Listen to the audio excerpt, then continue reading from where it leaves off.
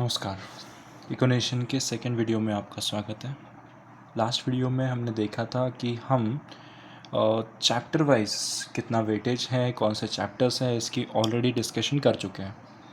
अभी हम स्टार्ट करने जा रहे हैं आपके लिए जो क्वेश्चंस एग्ज़ाम्स में पूछे जाते हैं उसका पेपर पैटर्न क्या होता है, राइट। तो पेपर पैटर्न ऑफ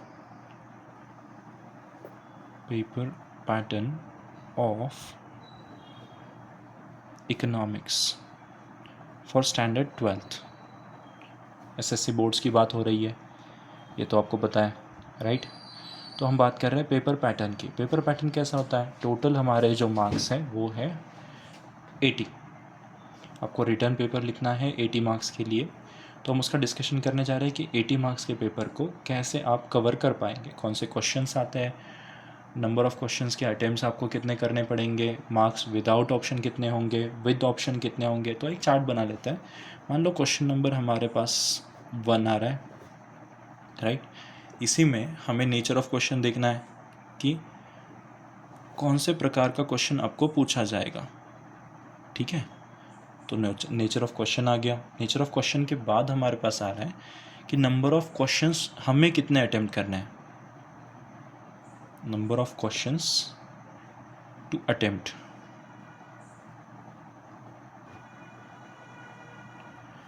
जैसे आप number of questions to attempt देख लेंगे तो उसके लिए कितने मार्क्स दिए जा रहे हैं, marks without option, marks without option. और नेक्स्ट दिया जाएगा मार्क्स विथ ऑप्शन। कुछ इसमें ऑप्शंस होते हैं, तो मार्क्स विथ ऑप्शंस के बारे में भी पढ़ लेंगे, ठीक है। तो हम बात कर रहे हैं लगभग क्वेश्चन 1 की। क्वेश्चन 1 जो आपके लिए, सबके लिए बहुत इजी बनाया जाता है। आप चैप्टर्स अगर पढ़ेंगे, आप अगर चैप्टर्स पढ़ेंगे तो आपको ये जानकारी हो जाएगी कि हर चैप्टर के छोटे से मतलब कोई भी लाइन से आपको एक क्वेश्चन पूछा जाएगा। तो हर लाइन इंपॉर्टेंट है। क्वेश्चन का पैटर्न आपको अगर समझना है तो क्वेश्चन के पैटर्न में हर मार्क्स अगर आपको ग्रैब करना है तो आपको चैप्टर्स 101% रीड करने पड़ेंगे। वो हम लास्ट मिनट में देखेंगे, लास्ट टर्म्स में देखेंगे कि आपको लेस टाइम में मोर मार्क्स कैसे ग्रैब करना है। लेकिन आज इन डिटेल वीडियो हम बना रहे हैं तो उसमें बात करेंगे कि कैसे आप स्टार्टिंग से ही इन क्वेश्चंस के बारे में स्टडी कर सकते हो, राइट। तो क्वेश्चन नंबर 1 की अगर बात हो रही है तो क्वेश्चन नंबर 1 आ रहा है कि आपको सब क्वेश्चंस कोई भी 4 एनी 4 विल बी आस्क्ड। जो 5 क्वेश्चन मैं आपको लिखा के दे रहा हूँ, 1 2 3 4 5 और 6 में से आपको कोई भी 4 क्वेश्चंस आपको पूछे जा सकता है। सबसे पहले हम उसको क्या कर लेते हैं, 1 on 1 ऐसे मानते हैं। इनमें से कोई भी 4 आपको करने हैं, एनी 4 इसका टारगेट है हमारे पास। तो एनी 4 का डिस्कशन के लिए हमारे पास आ रहा है चूज़ द करेक्ट ऑप्शन। क्या आ रहा है, choose the correct option. Choose the correct option में हमारे पास नंबर ऑफ क्वेश्चन हमें अटेम्प्ट करने होते हैं 5। मार्क्स विदाउट ऑप्शन हमारे पास होता है वो भी 5, एंड मार्क्स विद ऑप्शन भी हमारे पास होता है 5। इसके बाद हमारे पास सेकंड जो आ रहा है क्वेश्चन नंबर 1 का ही सेकंड, कंप्लीट द कोरिलेशन। ऐसे 6 क्वेश्चन होंगे total. Complete the correlation. Complete the correlation में हमारे पास आ रहा है 5 5 एंड फिर से मार्क्स विथ ऑप्शन बी 5। ये कंपलसरी क्वेश्चन है, आपको इसमें कोई, हाँ आपको टोटल 4 पूछे जाएंगे तो उसमें कोई आपको विदाउट ऑप्शन मतलब विद ऑप्शन नहीं दिया जाएगा, पूरा विदाउट ऑप्शन ही रहेगा। उसके बाद आ रहा है give economic term, give economic term. इसके लिए भी सेम 5 5 एंड 5। अब ये होने के बाद आपके पास फोर्थ आ रहा है, वो है find the odd word out.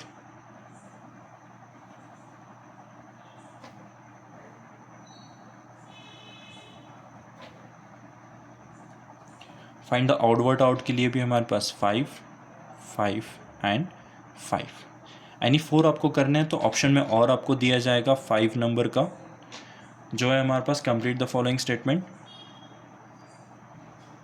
Complete the following statement.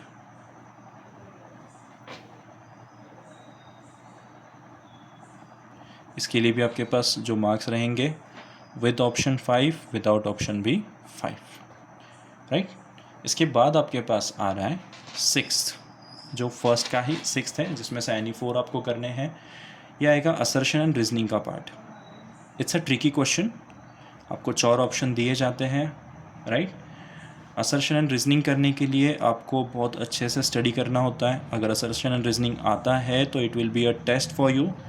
आपको बहुत अच्छे से इसको समझना है, डिस्कस करना है, स्टडी करना है पूरे साल। इसमें से आपको ज़्यादा से ज़्यादा मार्क्स ग्रैब करने की अपॉर्चुनिटीज़ मिल सकते हैं। कोई क्वेश्चन टफ नहीं होता, बस आपको उसकी स्टडी करनी होती है। So it's okay. ये 6 में से हमें एनी 4 ही डिस्कस करने हैं एंड एनी 4 ही वहाँ पे आपको पूछे जाएंगे। डिस्कस हम पूरे करेंगे, लेकिन एनी 4 ही क्वेश्चन आपको वहाँ पे सॉल्व करना है। As we said, any 4 out of this 6। ये हो गया आपका क्वेश्चन नंबर 1, जिसका टोटल मार्क्स आपको ग्रैब हो रहा है। Marks with option, number of questions to attempt, तो 20 क्वेश्चंस आपको अटेम्प्ट करने हैं, 20 मार्क्स आपको मिलने वाले हैं एंड विद ऑप्शन भी हमें 20 ही मार्क मिलने वाले हैं, दैट इज़ 20, राइट। तो ये 20 मार्क्स के लिए हमें कितने क्वेश्चंस पढ़ने पड़ेंगे? बहुत सारे, क्योंकि छोटे छोटे क्वेश्चंस हैं, पढ़ने में आपको ज़्यादा समय भी नहीं लगेगा और आपके 20 मार्क्स आपके हाथ में रहेंगे। ओके, अब इसके बाद बात आ रही है क्वेश्चन नंबर 2A की। क्वेश्चन नंबर 2A की अगर बात की जाए तो क्वेश्चन नंबर 2A में हमारे पास स्टेटमेंट आ रहा है। सबसे पहले identify and explain the concept.